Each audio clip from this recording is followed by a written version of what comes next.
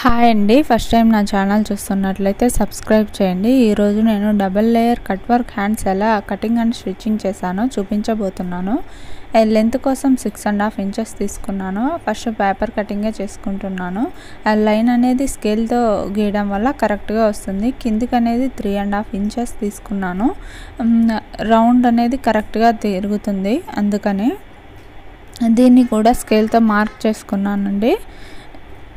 First ఎప్పుడైనా paper కటింగే చేసుకోండి, నీట్గా వస్తుంది. ఇది బ్లౌజ్ విడితే ఎంత ఉందా అని చూసుకొని దాని వరకు మార్క్ చేసుకున్నాను. కావాలంటే టేప్తో అయినా మార్క్ చేసుకోవచ్చు, అది మీ ఇష్టం. ఇక్కడ వచ్చేసి 8 ఇంచెస్ ఉందండి, 0.15 ఇంచెస్ తక్కువ. ఇక్కడ 2 ఇంచెస్ తీసుకున్నాను. అప్పుడైతే హ్యాండ్ షేప్ అనేది కరెక్ట్గా వస్తుంది. మిగతా పార్ట్ని స్కేల్తో మార్క్ చేసుకున్నాను. ఇలా అయితే హ్యాండ్ అనేది బిగినర్స్కి ఈజీగా కట్ చేసుకోవచ్చు.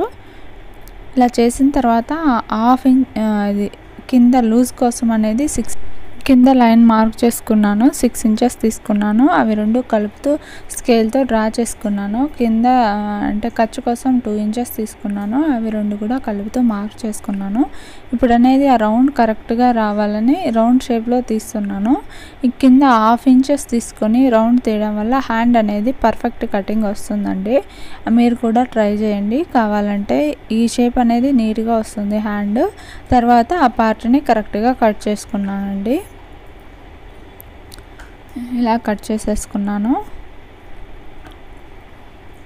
ఇది డబల్ లేయర్ హ్యాండ్ కాబట్టి మొత్తం 4 హ్యాండ్స్ వస్తాయండి. అటు సైడ్ 2, ఇటు సైడ్ 2.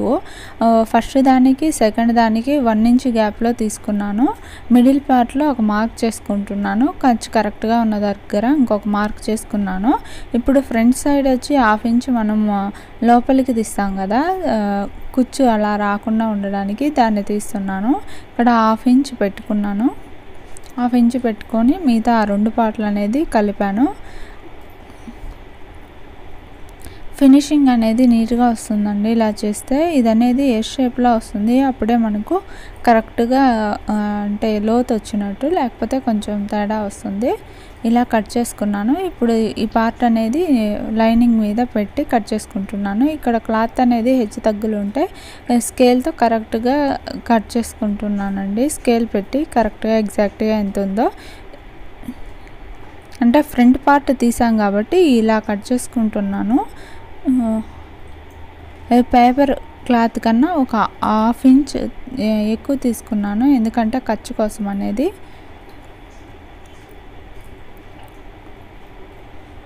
హాఫ్ ఇంచ్ ఎక్కువ తీసుకొని ఇక్కడ మిగతా దగ్గర మార్క్ చేసుకున్నాను. ఇప్పుడు ఈ పార్ట్ అనేది కట్ చేసేసుకుంటున్నాను. ఇవనేవి 2 పార్ట్స్ వస్తాయండి, blue colour and white colour. Hand double layer కాబట్టి లాస్ట్లో ఫినిషింగ్ కూడా నీట్గా వస్తుంది. మధ్యలో పార్ట్ని కట్ చేసుకున్నాను. చివర కూడా ఇక్కడ మనము ఖర్చు కోసం వదులుకున్నాం కూడా, అక్కడ కూడా కరెక్ట్గా డాట్ మార్క్ చేసుకుంటే ఇటు సైడ్ అటు సైడ్ నీట్గా వస్తాయి. ఇక్కడ జాయింట్ ఉన్నది, దాన్ని కట్ చేసేసుకుంటున్నాను.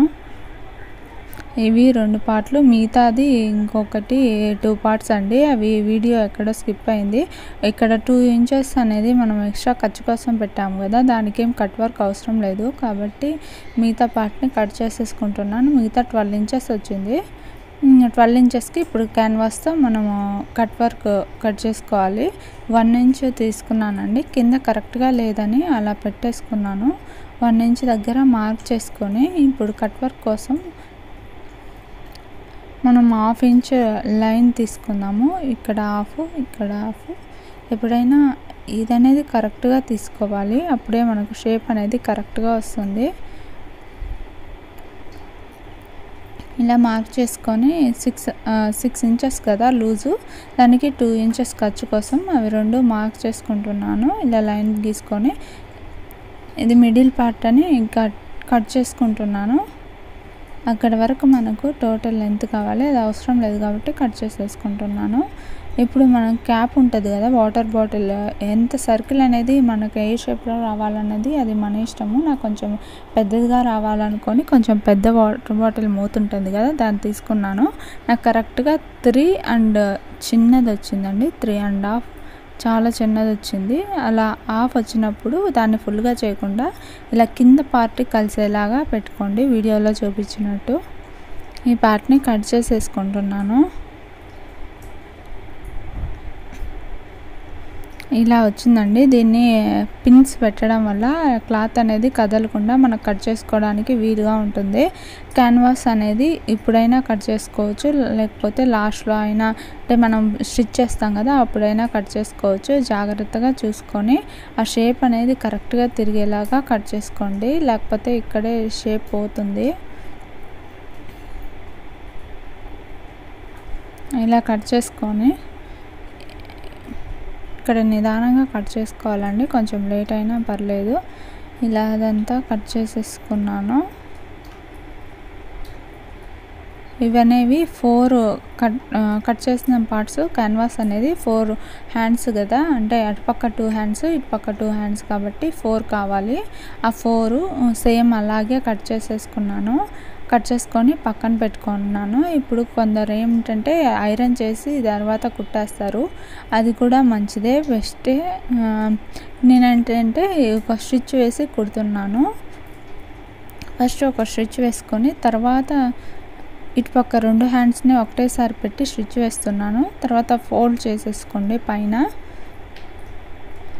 ఇక్కడ కొంచెం కట్ వర్క్ అనేది అటు ఇటు పోయినా ఏం కాదు. మనము ఒరిజినల్ పార్ట్ కుట్టేటప్పుడు మాత్రం జాగ్రత్తగా క్యాన్వాస్కి క్లాత్కి ఎగ్జాక్ట్ కొంచెం కూడా గ్యాప్ ఉండకుండా ఉంటుంది కదా, క్యాన్వాస్ మీద కుట్టుబడకుండా దగ్గరలోనే కుట్టుబడేలాగా చూసుకోండి. అప్పుడు షేప్ అనేది కరెక్ట్గా వస్తుంది. ఇలా నిదానంగా తిప్పుకుంటూ కుట్టండి. ఇక్కడ కరెక్ట్గా కుడితేనే మనకు ఫినిషింగ్ అనేది నీట్గా వస్తుంది. ఇది చాలా కొద్దిగా లేట్ ప్రాసెసే, కానీ ఓపిక్గా కుడితేనే మనకు ఫైనల్ లుక్ అనేది బాగుంటుంది. ఇలా నిదానంగా 4 హ్యాండ్స్ కుట్టుకున్నానండి. 2 బ్లూ వచ్చి 2 వచ్చాయి, అండ్ వైట్ వచ్చి 2 వచ్చాయి. దానికి దీనికి 1 ఇంచ్ డిఫరెన్స్ పెట్టాను, బ్లూ హ్యాండ్స్కి అండ్ వైట్ హ్యాండ్స్. ఇది ఒరిజినల్ పార్ట్ అండి. ఈ 2 ఇవి హ్యాండ్ ఒరిజినల్ని లైనింగ్ని జాయింట్ చేస్తున్నాను. జాయింట్ చేసి కట్ చేసేస్తున్నాను. సేమ్ మామూలు హ్యాండ్స్ మనం ఎలా కుడతామో అలాగే జాయింట్ చేశాను. మిగతా ఎక్స్ట్రా పార్ట్ అంతా కట్ చేసేసుకున్నాను. ఇప్పుడు మిడిల్ పార్ట్ అనేది మార్క్ చేసుకున్నాను. మార్క్ చేసుకొని ఎక్స్ట్రా ఉన్నదంతా కట్ చేసేసుకున్నాను. ఇప్పుడు కట్ వర్క్లో కొద్దిగా 1/2 ఇంచ్ ఎక్స్ట్రా పెట్టుకోండి. నేను చాలా తగ్గించి కొద్దిగానే క్లాత్ ఉంచాను. ఇక్కడ క్యాన్వాస్కి క్లాత్కి 1/2 ఇంచ్ ఎక్స్ట్రా ఉంచండి. ఇవి పిన్స్ అండి, సేఫ్టీ పిన్స్, గుండు పిన్నులు. అవి పెట్టుకుంటే కదలకుండా ఉంటాయి. అక్కడ ఒకటి, మిడిల్ పార్ట్లో ఒకటి, అండ్ ఆ లాస్ట్లో ఒకటి, ఈ లాస్ట్లో ఒకటి. ఇందాక ఎక్స్ట్రా పెట్టుకొని మనము ఖర్చు పెట్టుకున్నాం కదా, అక్కడ ఈ పార్ట్ అనేది వచ్చేలాగా పెట్టుకోండి. అప్పుడు హ్యాండ్ అనేది ఒక సైడ్ ఎక్కువ ఒక సైడ్ తక్కువగా లేకుండా సమానంగా ఉంటుంది. చెప్పాను కదా ఇందాక, క్యాన్వాస్ మీద పడకుండా లైనింగ్ దగ్గరే క్యాన్వాస్ ఎక్కడైతే ఆ షేప్ వచ్చిందో అక్కడే కుట్టుకోండి. అప్పుడే ఫినిషింగ్ అనేది నీట్గా వస్తుంది. ఇలా నిదానంగా జరుపుకుంటూ కుట్టుకున్నాను.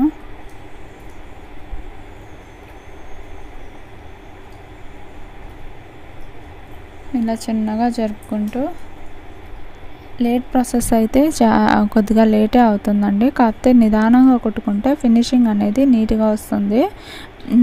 ఇప్పుడు మార్క్ చేశాను కదా, అలాగే కుట్టాను. క్యాన్వాస్ మీద క్లాత్ అనేది పడకుండా, అదే కుట్టు అనేది పడకుండా ఓన్లీ క్లాత్ మీదే పడడం వల్ల క్యాన్వాస్ షేప్ ఉంది కదా, ఆ షేప్ అనేది కరెక్ట్ ఎగ్జాక్ట్గా హ్యాండ్కి వచ్చేస్తుంది. కొందరు ఏంటంటే క్యాన్వాస్ మీద కుట్టు వచ్చేలాగా చేస్తారు. అలా చేయడం వల్ల ఒక్కోసారి కుట్టు బాగా వస్తుంది, ఒక్కోసారి కొంచెం హెచ్చులు తగ్గులుగా ఆ షేప్ అనేది నీట్గా కరెక్ట్గా రాదు. అందుకని క్యాన్వాస్ పక్కనే కుట్టు వేసుకోండి. ఇప్పుడు ఎక్స్ట్రా ఉన్న పార్ట్ అంతా కొద్దిగా కట్ చేసేసుకుంటున్నాను. కట్ చేసుకొని చిన్నగా ఖర్చు పెట్టుకుంటున్నాను. పూర్తిగా కట్ చేసుకోకండి, కొద్దిగా 1/2 ఇంచ్ అలా ఉంచుకోండి, లేకపోతే మళ్ళీ పీసెస్ వస్తాయి. ఒక 2-3 సార్లు వేసుకోగానే బ్లౌజ్ అనేది. ఇలా వచ్చిన తర్వాత చిన్న కట్టు పెట్టుకున్నాను. ఆ క్రాస్ తిరిగే దగ్గర మాత్రం ఖచ్చితంగా మర్చిపోకుండా కట్టు పెట్టండి, ఖర్చు పెట్టండి.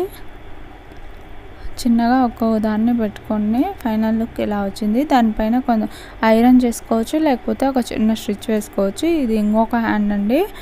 దీన్ని కూడా సేమ్ అలాగే కుట్టుకున్నాను. ఈ 2 హ్యాండ్స్ అయిపోయాయి, ఇలా వచ్చాయి. ఇదనేది దాని మీద ఇంకొక లేయర్ అని చెప్పా కదా, దాని మీద కోసం వచ్చే హ్యాండ్. ఫైనల్ లుక్ అది కూడా కుట్టేసుకున్నాను, ఇలా వచ్చింది. ఇది కుట్టిన తర్వాత బ్లౌజ్ ఇలా వచ్చింది. ఎలా ఉందో తప్పకుండా కామెంట్ సెక్షన్లో కామెంట్ చేయండి. Thank you for watching. Please subscribe my channel.